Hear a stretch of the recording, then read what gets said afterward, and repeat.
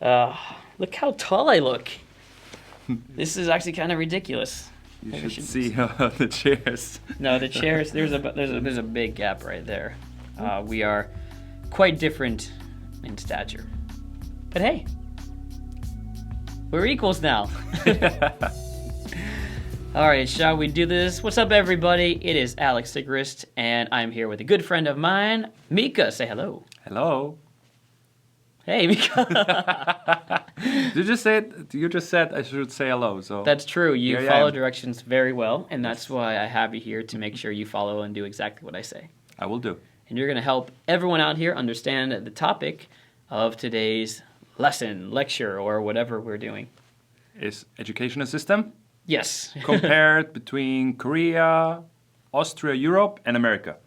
Exactly. And the angle I want to take on this one today is kind of one, it was a question that I got a lot, or a statement that I got a lot from people when I was here. So I came to Korea 10 years ago, and this was a common question.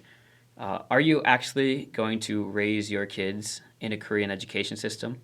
And people would say, I'm going to just raise them for a little bit, and then when they get to first grade, I'm taking them back to America or something, you know? As if that's some kind of like righteous, holy thing to do. And I'm not saying I never believed that. There were parts where I'm like, oh, this is weird. But that's kind of the angle we'll take to this approach. Mika, give a little bit of a self-introduction, and specifically, where are you from? Like, I'm from Austria, as I hope a few of you guys already know. And just coming straight to the topic, right? Like, Austria has a very easygoing educational system. So I've been raised, like, first, we don't pay for the study. Like, all education is free at the moment in Austria, so it's a huge advantage. What about university? Free. Oh, You only pay if you extend your time. So if you're on time studying, you have like always one term additionally. Like if you miss an exam or something, you can have an additional term for free. If you extend that, then you need to pay. But it's still little money, even if you go over the allowance. right. But don't you want like a real American education system that puts you $150,000 in debt after college? This sounds nuts to me. I have to be like, I don't understand how you American can handle this, because quitting like university and being in debt so heavily, this must put a huge burden on you. Yeah. Yeah, I'm not in debt right now. I'm very lucky. I'm a lucky one. But yeah, I can't imagine. But So we have friends, right, who are still in debt, who need to pay off. very much so, and it's affecting their choices in their lives. So everything's free there. How do you view your education system? Is it overall pretty good for not for the money, for the taxes that you spend? Yeah, I would say that. Like perhaps for the taxes, perhaps not, because Austrians pay a lot of tax. Europeans are known for Yes, that. this is crazy. And I think the return on investment, what you pay for the tax, the quality of the education is not good enough, in my opinion. But just because the tax is crazily high, it doesn't Right. mean like the education is bad. Right, Just we right. pay too much tax. And yeah, It's worth it. I would say You wouldn't want to switch to like another system per se. no. They say it's the Scandinavian countries that do the best with education and also like the happiest people, the happiest standards of living, all that stuff. And in the U.S., okay, I should explain how it works.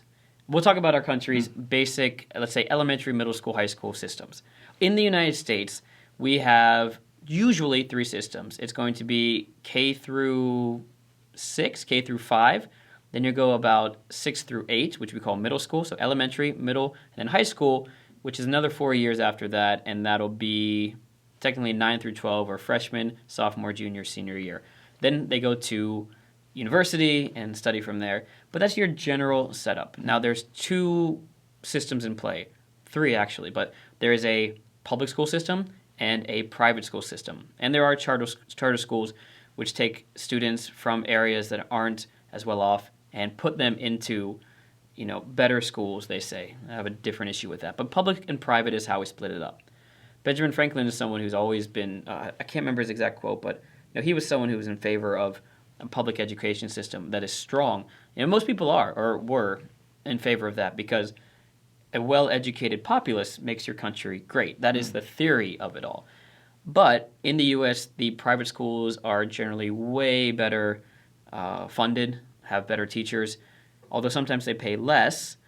But if you want to find some of the best schools that are public, you have to go to the wealthier areas because the taxes generally go directly to the school system where that wealthy person lives, and that's how they keep people happy in that system. So there is a huge imbalance within the public school system. There's also an imbalance in the public and private school system. Austria, do you have a private school system that's really popular? There are private schools, but they're not so popular. I think the same would go for Korea as well. There are private schools, of course, but in general, your high school, like everything is generally, unless you're super rich or super wealthy or a certain religion, your public school. And in high school, you might switch off and you're either going to do an art school or you're going to do a science school, which just does a little more focus on science and math. Arts does more of the liberal arts education. That's how it is generally split up. Talking about the negatives of the system, and specifically Korea, what are some of the things you have heard about Korea? Like, what are the things that are just would be a reason not to send your kid to school here? The competitiveness, I guess, because I've heard that the kids are ranked like publicly on a chart. Are they really? Like you can check like on which position your child is among all the in the class. Whew. So I think it's like I think it's okay to have this later, like at the university, right? Like if you want to be one of your best, students at the university, right? So you can see who's on the top. But imagine as a child being 6, between 6, 7 years old, right? And it's immediately judged. So I think it's a little bit tough. Yeah, that would be kind of the point of elementary and middle, and I think even high school, is to explore the creativity. And once you get into university, that's when you go full force and you say, I want to be the best doctor, the best lawyer, the best whatever. But you should be encouraged to fail. Not fail, but to make mistakes or to try things that are more difficult. Like in our high school system, if you took a certain course, like it was called like honors or an AP course, I went to a private Catholic school back then, you would get a little bit of a bonus on your GPA. But it wouldn't encourage you to take the classes that you are more interested in or that might help you in the long run. AP, there's AP Bio, AP Chemistry, AP Physics, AP English, AP Math, AP Calculus, PC, AP, like there was a whole bunch of AP History classes. I mean, super interesting, really cool, but I just took whatever I could to get the highest GPA. I knew my ranking in class. I forget why, but it was really good until after I applied to university. Kind of dropped a little bit there. But it was pretty good until then. But yeah, I remember choosing things because I wanted the GPA, not because I wanted to learn it. So GPA is like a point system? Yeah, that's your 4.0, your 3.5. So 4.0 is top. Okay. In some schools, they let you get above a 4.0 on certain classes if you get a certain grade. So was it important for entering the university? Absolutely. You better be one of the top students in your class for that. But also, one of the other negatives of the Korean system, we also have in the States. So I'm wondering why people don't compare these as much. Koreans have the suneung, which is the test for college entrance, basically. And it's taken only once a year, which is mind-boggling, because if you're sick, well then, you got to wait till next year. You can take it again next year, but that means you take a year off without going to school. And it just determines what school you get into. Or it used to, they say, really determine if you got into a top university. But we have the same thing. I don't know what you guys have, but we have the ACT and the SAT. And if you want to get into a top school, you better do really well. It sounds super competitive. In Austria, it's way more easygoing. Really? Right? Like if you decide to go in the higher educational route, then you finish, like you get the degree, like you finish the school, and then you can basically go to the university of your choice. Really? Like there's no competitiveness at all. Like you just pass. And then you can just apply to the university. Like I know that for medicine, if you want to become a doctor, they make a test. Oh, right. Because like there's too many people signing up. So they need to rinse before the process. But basically if you want to study the law, you're free to go. Right? Wow. Like, and this is like, it's even a problem because I studied the law at the beginning and you are squeezing yourself into the main auditorium with 10,000 other people. Jeez. So they're like the first term in like law, economics, right? Economics, yep. These are the two most popular studies, and there's like 10,000 people in the first days. Well, I heard that in Europe, it's a little different in that it's easy to get into, but there is a lot of weeding out once you're there. A lot of people drop out after a year. A lot of people get... So, like, the weeding out happens then. Whereas in the U.S., and I've heard in Korea, too, and I believe it to some extent because I was in grad school here, is that once you're in, they're not trying to get you out. They want you to get through the system. Ah, okay. And there are a lot of reasons for that. But once you're in, it's harder to fail. You can fail. You party too much or just don't do your homework. But, yeah, that's not as difficult once you're already there. Now, for the U.S., it might be because you want more people going through, so you have a higher graduation rate, which makes you universally better, but also you get more money from alumni at the end. You send money back if they're successful. There's a lot of reasons for that. Korea is similar in that once you're in, it may be competitive if you're going into that. Well, no, med school actually here is you apply from high school to a 6-year program. Oh, okay. So it's a little different for each person. But that would be something that is I guess a negative, I think. I think Europe wins on that educational round. The idea of having these determining factors, your GPA, your Suning test, your SAT, ACT test, that determine where you belong or don't belong. And there's also, I think, a downside. I still think the if you get to American, like you have like this high class universities, right? Like if you get into them, the quality of study is higher. Like the Austrian university, for example, they have a high reputation, but I think you need a lot of after education to get good at your job. Like I still think like even if you graduate from university, you're not finished properly because you need this being on a topic, the specialization on a topic. So lots of students, they make a after graduate study, like something additional 1 year after the study just to get specialized. I mean, I actually think that's the same in the U.S. too. Just looking at our science programs and our business programs and our law programs, first of all, if it's science or law, you're usually going to grad school after university. And if you went to medicine, you would be forced to do practice. You'd have to do a lot of residencies. When it comes to business, I know a lot of friends that did business, and they are not ready to be like business people just because they have a degree in organizational management. It's a fine degree, but I think a lot of that reputation, even that's kind of misleading because that reputation comes from the fact that wealthy people went to this school and they hire more people or they have connections. To me, I learned that education is a lot about just showing that name. Like, here's where I went to school. Yeah. Same goes in Korea. Definitely same goes in Korea. There was a whole thing. You want to get into SKY, Seoul National University, Korea University, or Yonsei. Or there's KAIST is big in technology. It's a kind of separate zone thing. But you basically just say, here's where I went to school. And that used to be how they got jobs.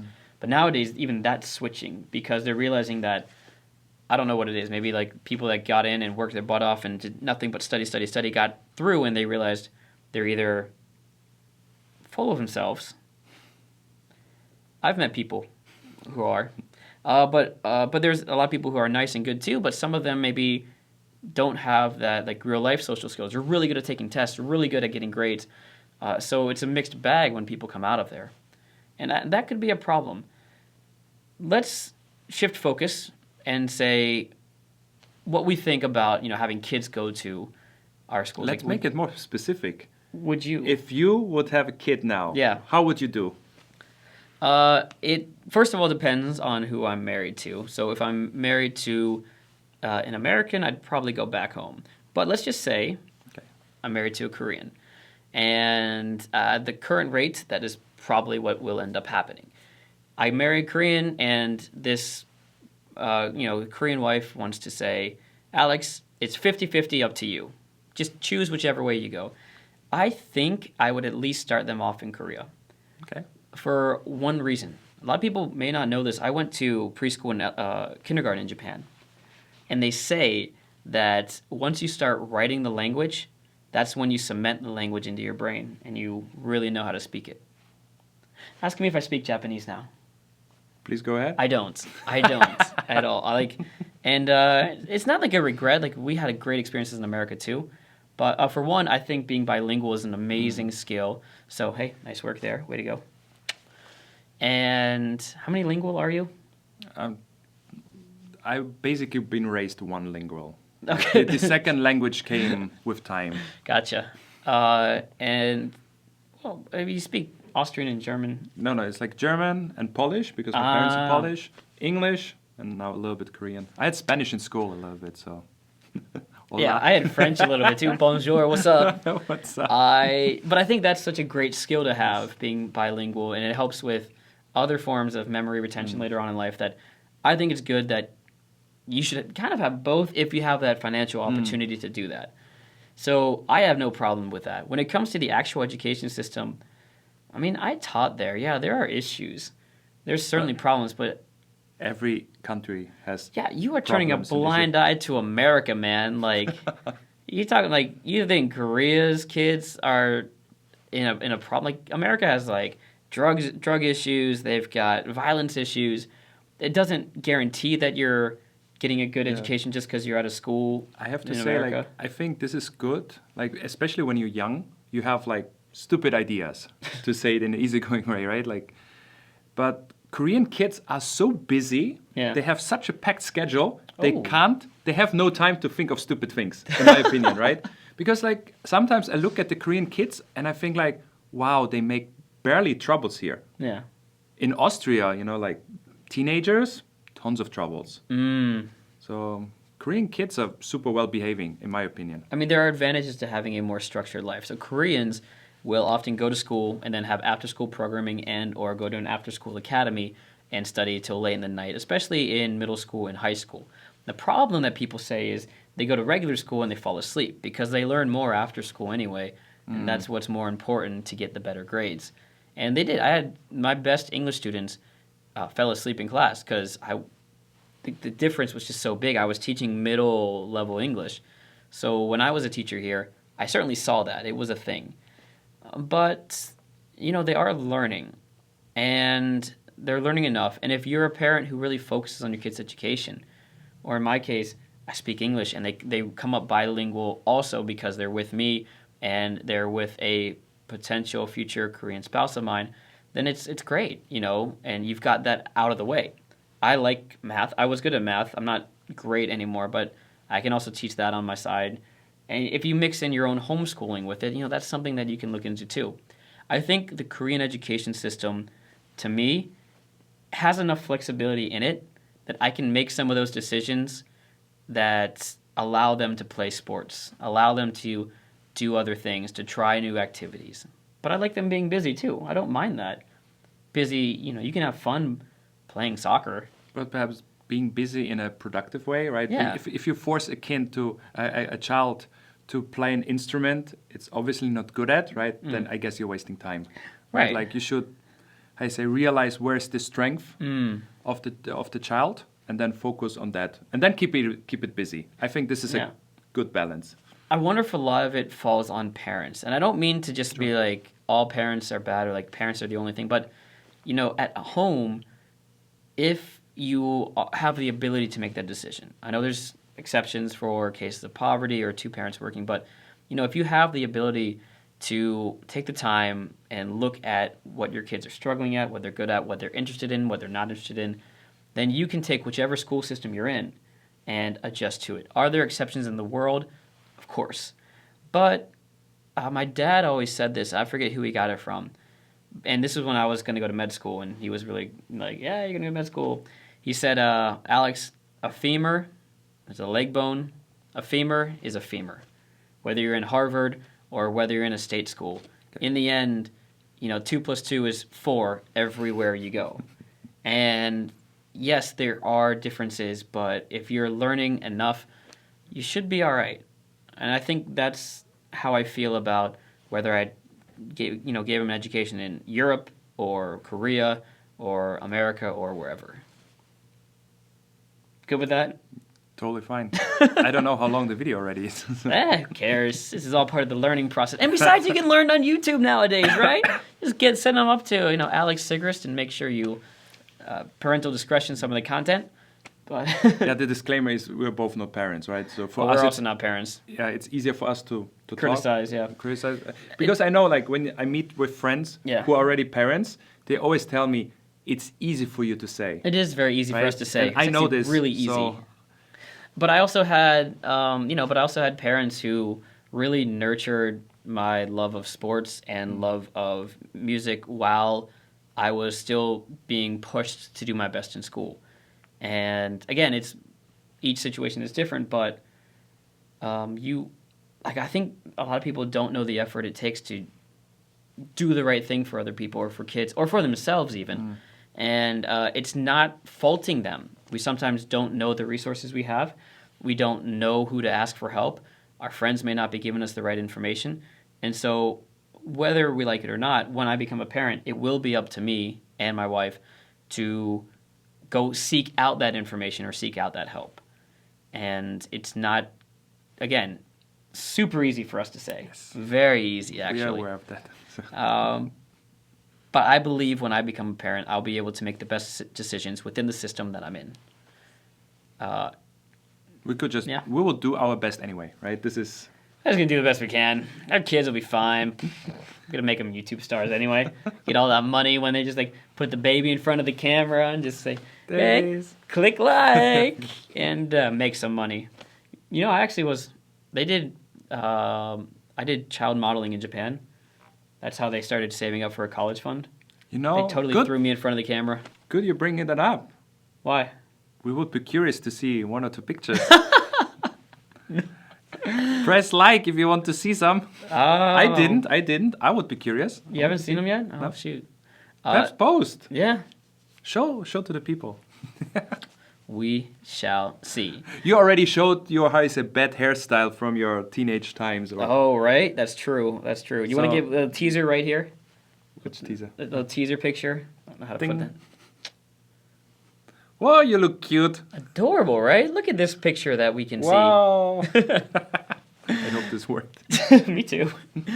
All right, thank you guys for sticking with us this long. It is an important topic, and I think it's more important to realize that some of the stereotypes that were, about each other's countries aren't necessarily true. I spoke a little bit negatively of my own, only because we always speak so positively about the American educational experience that I want to remind people that Korea's got a great system too, with its flaws. Europe, same thing. Them taxes, gross. Disgusting. Yes.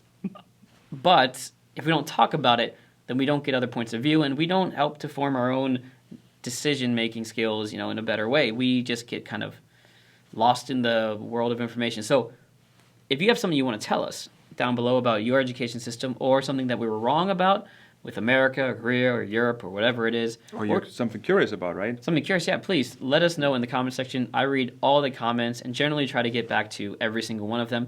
Really easy to do when you're not a big YouTube channel. So take advantage of that now. And Mika, where can they find you? Just MikainKorea.com. All the social media is there. Nice.